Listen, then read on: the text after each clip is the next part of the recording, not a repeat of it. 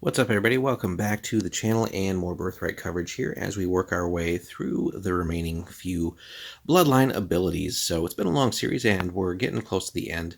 Today we got a big one, last of the sort of multi-version abilities here, just because there's different variations here on the same ability based on the Bloodline. So Resistance is another great one here. Not great in the sense of strength here, but just a great all-around ability to have too. And there's three forms of it: minor, major, and great as far as power levels. And everybody has access to this regardless of derivation, but they're all slightly different. So let's dig in here. Some scions, depending on their derivation, demonstrate unusual resistance to certain types of attacks or spells. And resistance as a minor ability provides a character with a 25% immunity to the stated effect, and then that jumps to 50 for major, and then finally 75 as a great. So really cool and just pretty simple ways to sort of follow how this ability can grow depending on its, again, power level, and pretty simple stuff. But even a 25% immunity to certain things can be powerful every now and then, and obviously that gets much better as these go up. These immunities function similar to the elven resistances to sleep and charm spells. Okay, so let's dig into the first one here. Anduras. So Scions of Anduras are resistant to wizard spells of the enchantment charm school, priest spells of the charm sphere, and similar spell-like powers. As the god of nobility and rulership, he could not be swayed or confused by such influences. So covers a nice broad range of things. So really cool stuff there. Now we jump right to the bad guy, Azrai. So they're able to resist necromancy spells and level-draining attacks. Azrai's dark history makes them less susceptible to these spells and effects that depend on the powers of darkness. So pretty cool to have resistance to that, although, of course, you'd be stuck with Azrai's evil bloodline. Basaya, and something to keep in mind, too, of course, is always the reverse of this. So it's not just what your characters might have resistance to, but knowing then that, potential NPCs could have various resistances as well. So fun to work those in as well for the DM. Moving on, Basaya, light and fire-based attacks such as Sunray, Sunburst, Burning Hands, and Fireball are less effective against her descendants. This resistance does not provide complete immunity from damage, but does allow you to only suffer half the normal amount of damage, so that's pretty cool too.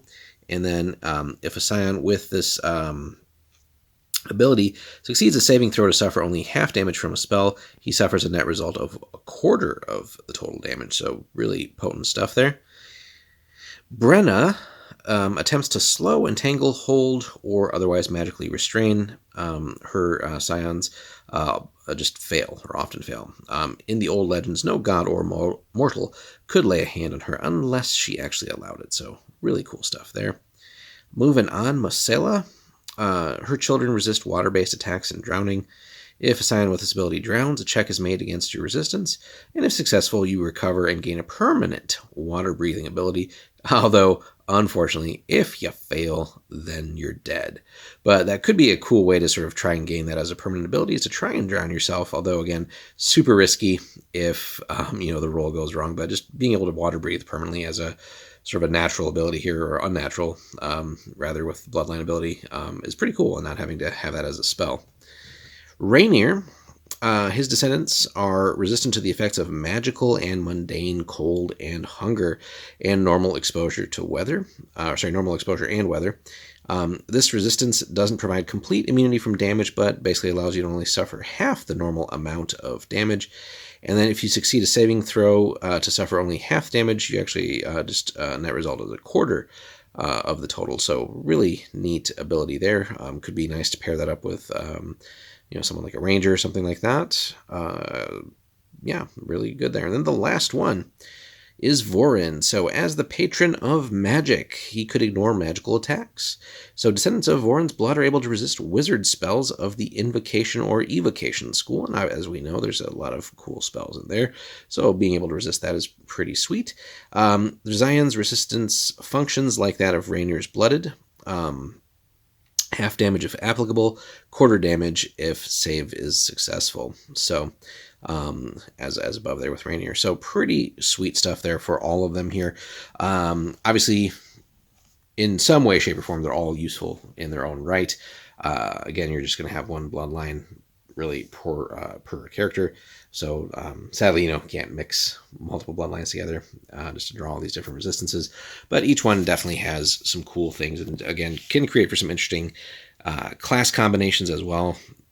So having certain classes have resistances to things that might normally fall outside of their abilities to acquire said resistances is pretty sweet overall. So and even the Azrai ability is pretty potent.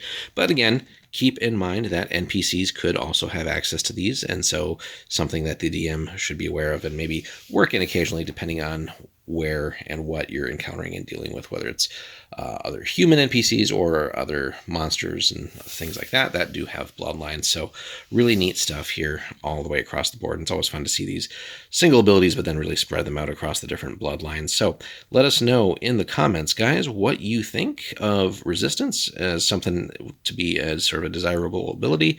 Certainly, it doesn't hurt to at least pick it up as a minor one if it makes sense and if the rolls are right when you're getting your blood abilities and all that.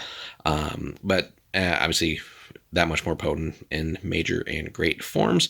And again, just also depending on the bloodline, can definitely give you an edge in the right situation. So let us know in the comments what resistances your characters have ever acquired in your different games and how that's worked out, and what your just overall thoughts on the ability were and how it impacted your characters' abilities to perform and roleplay in the game, and how that all went down, and if you've ever encountered that in various NPCs, and if you're a DM as well, how you've maybe dealt with the ability as far as characters having it, but also incorporating potential NPCs and other adversaries. So let us know in the comments, guys. Like and subscribe.